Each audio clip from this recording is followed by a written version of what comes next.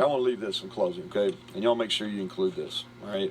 And this is really for our fans, okay? Is I appreciate them being here.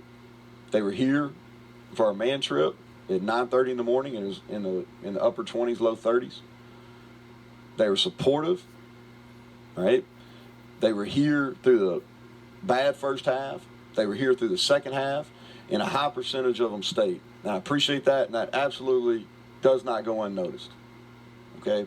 And we're not playing very well as a football team right now, okay? And we've got a ton of work to do in this program, all right?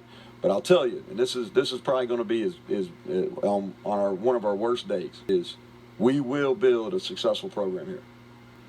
And for them, we will be successful here. We will absolutely be successful here. And there will be a product on the field that will match the fans that we have.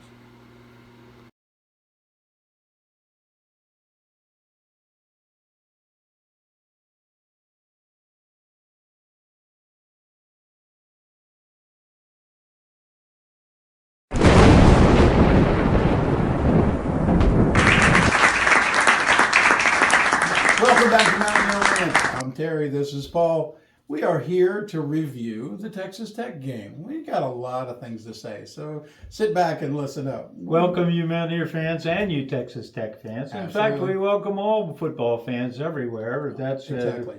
But not the Irish. Except the Irish, yeah. Hey, you could have messed up the prime directive, but anyway, you didn't want.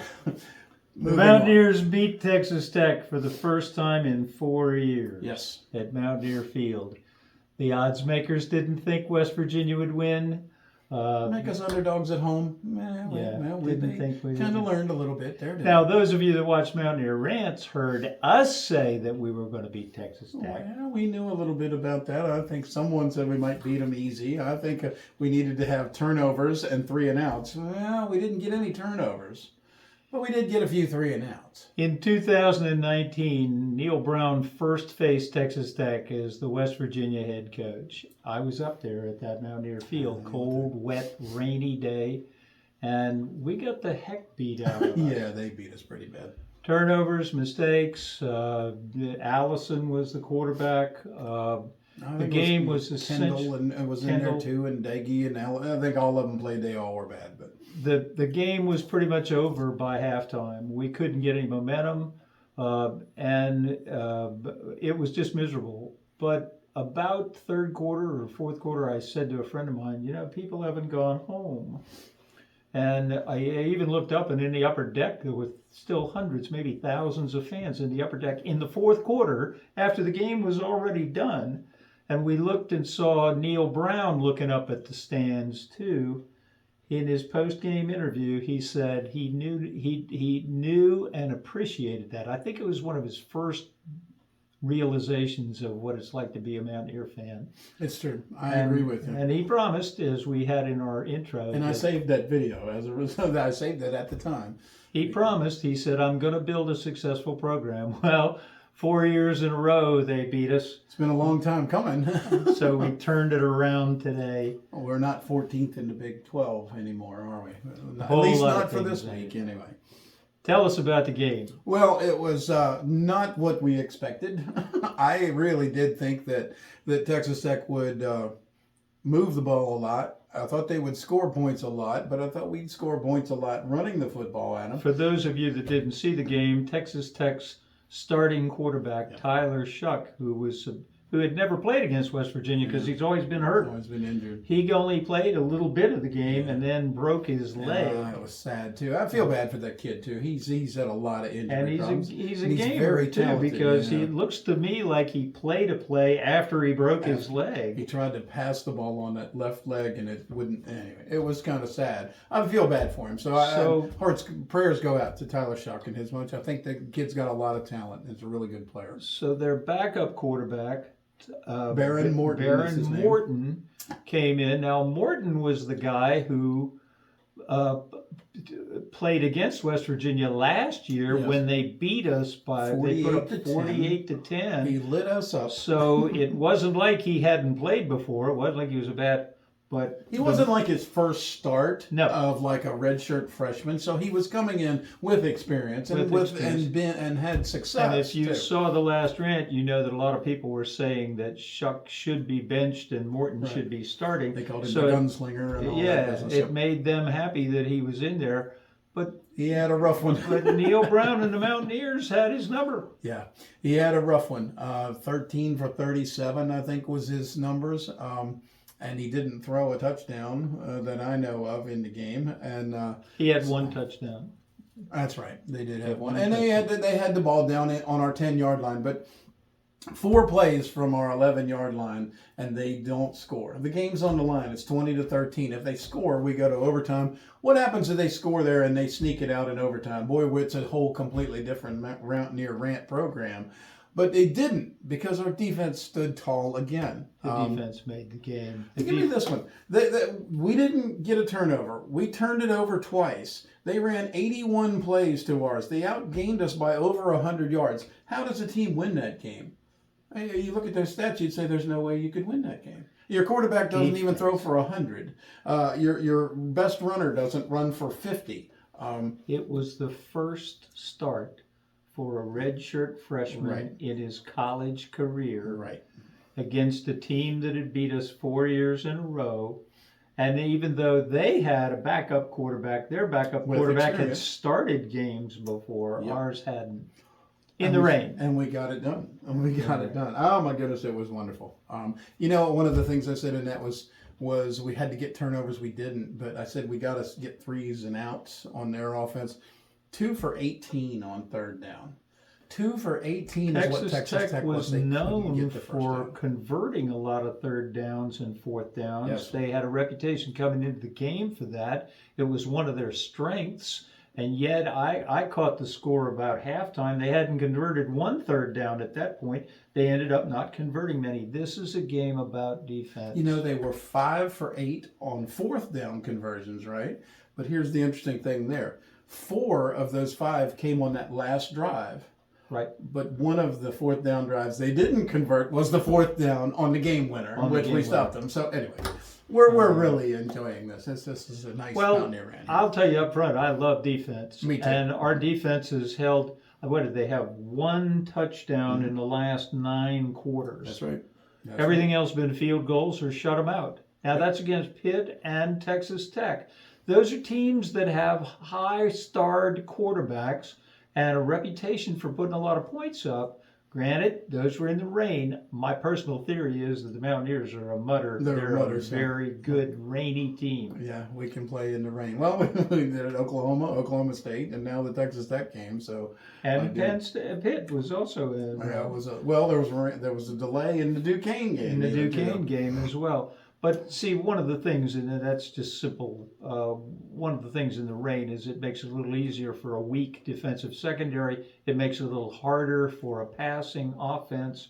The ball's slippery, the rain's coming down at you when you're looking at it, and a running team like we are is favored because we're used to running. We know where we're going to run. By the way, I didn't think C.J. Donaldson ran with as much authority this week.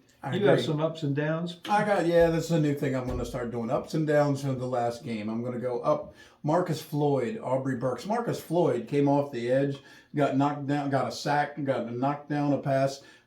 Jordan Leslie said in the press conference, I didn't know he could rush the passer like that. Well, Jordan, come on, man. Marcus Floyd is one of our defensive He guys. played safety last year, and he made me so angry because he wouldn't come up and hit people. Well, they've learned now he likes to be up near the line of scrimmage. Jordan Leslie is the defensive coach. Huge game. Very, very pleased with him. He thinks you guys know all that he does. That's why he sometimes gets excited. Trey Lathan, number 19, the middle linebacker. That's a freshman. He's also the kid who went to the same high school. In fact, he was the one they went to look at when they happened to notice this kid, C.J. Donaldson. But that's it. They came from the same high school. He's really playing well, hitting people. He's all over the field. In fact, you could make the point on that third down play near the goal line. The guy threw the pass too high to the tight end. The guy was open, but he had to get it over Trey Lathan. And if you see it, Lathan maybe made him adjust that enough to where his guy couldn't catch it. But Lathan did a bunch more than that, lots of tackles. Cole Taylor, what an acquisition. Let me give you the background. At the tail end of the game, Texas Tech had the ball inside. They've already seen it. Inside the 20, and they couldn't throw the ball in. And one of the plays looked like their tight end should have caught it. The quarterback threw it a little too high, and one of the reasons he might have thrown it too high was Trey Lathan was between the quarterback and the receiver and had his hand up in the air. So, and that was key because he catches that, that's a touchdown. We might go to overtime. We're conceivably in overtime. It's a different game. And who knows what happens. That's exactly right. We still win. Probably. Cole Taylor, what an acquisition. I love this kid. I thought he might got hurt at the one point, the tight end, but he didn't. He came back in. He did drop a touchdown and hit him in the helmet. But what he does blocking and what he does for that team, I love the guy. He's a football player. Nicco, he didn't really throw the ball so well, although they had one interception. It was a bad pass. But the second one, you can't blame that on him. Devin Carter just popped off his shoulder pads and interception. But he ran for 72 yards. He's our leading rusher in the game. So I definitely up on him. Downs, I'm going to say C.J. Donaldson, and really the running backs as a whole. Not that they were bad, but they didn't run with that same aggression that I saw. Either Jalen Anderson, even in that they did in the Pitt game. Our expectations are a little higher for them now. I will say this on the other side: they're looking to stop our run game. Yeah. They're daring us to pass. They don't think Nicco could pass. They know we can run. Yeah. So they may have faced a few extra people. There was a lot of people. And wide receivers, I'm still concerned about that. Although, Devin Carter bounced off and it was intercepted. Cole Taylor is probably our most reliable receiver, and he's a tight end. Preston Fox is good as a receiver, but that guy's dynamic as a punt returner. I love our special teams. It's so nice to have a guy back there that is going to catch it. And not only does he catch it, but he actually gets yards. In fact, there's a stat I read somewhere where we've got almost as many punt return yards already this year as we had all of last year. Because remember, he was screwing around with a bunch of different people returning the ball. So Preston Fox is an up. So overall, the whole team is an up. I think it was great. It was a wonderful win, and it wasn't how I expected it to go, but it was the defense again. Let's contrast some other things. In 2022, this very same team against Morton, the backup quarterback, went down to Texas and lost 48-10. Morton threw for 2 touchdowns. He threw for 325 yards that day. They rushed for another 239 yards, but they put up 594 yards against us that day. Our guy, we had 4 turnovers, including Daniels threw 3 interceptions. He had 1 touchdown. His quarterback rating was 42.9, while Morton's was 67.5. They just demolished us. That was in 2022. Now, fast forward a year later, that same quarterback can't put up 48 points. He puts up 13. They had 2 field goals and a touchdown. Morton was 13 for 37. His quarterback rating was 16 instead of 67. Shuck was 6.7. He was 2 for 6. Yeah, he was in his rating. He passed for 3 yards. Yeah, he was struggling when he was in now, Brooks still ran for 149 yards, a running back. And Taj Brooks, shout out to him. That kid's an NFL player. He's really good, and you're going to see him tear up this Big 12. As the season goes on, you mark my words there, he's going to come out as probably the best rusher in the Big 12. And their big boy Bradley still got a touchdown. He was 3 for 10 in receptions for 30 yards, and he's tough. I mean, but this is the guy who was 6'5" and like 240, 250, and at one point being covered by Beanie Bishop, who should have got a shout out too. That's what I was just going to say. Yeah, it's just shout out to him. Because Beanie not only covered his man, but on one occasion broke off his man, whenever knocked a pass down for another guy. That was on the second down of that 4-down series at the end. We did a great goal line stand. And Bishop went over and knocked the ball away, and that was fantastic. Those are the kind of plays we didn't make last year. That's why we lost games. Well, we're making them, and we win now. That's my point. And here's the other thing that you need to remember. it was pretty much the same people. Yeah. As a matter of fact, our quarterback was not the 4-star Daniels. It was the redshirt freshman Nicco. A lot of them don't even know his name. Number 8 there, he's pretty good for West Virginia. Yeah, they don't even know his name. They'll learn it. The same running backs. It was the same offensive line, maybe with one exception. Our defensive line lost an NFL quality player and plugged it in. It was still Koba. Traylon Davis was a new freshman. Trey Lathan, he's a new. The secondary was pretty much the same people with the addition of Beanie Bishop. And the offense had the addition of a tight end. But it's the same people. They played better. Yeah, they just played better. The Brown team is improving. This team is improving. And I also can't let it go by. They had 2 fumbles and lost neither of them. We had 2 interceptions, but we had possession of the ball 35 minutes. We controlled the clock in this game. That's how you win that game. But we didn't kill ourselves. You know, Penn State is the game we lost. Penn State didn't hurt themselves. They didn't make mistakes. They didn't turn the ball over. They didn't have penalties. And we didn't do a lot of that either. But they beat us because they were better. But in this game and in several of the games this year, we've shown to be a disciplined, well-coached, well-organized team without a lot of turnovers, without a lot of fumbles, without a lot of penalties. It's what we I don't want to jinx us. It's what I felt like we were getting when he came in, and it hasn't really proven until up this point. To my point, I love Neil Brown. I'm one of his biggest supporters, but that's what I expected when he first got here, and we haven't really seen it. We have been giving games away with stupid penalties, stupid turnovers.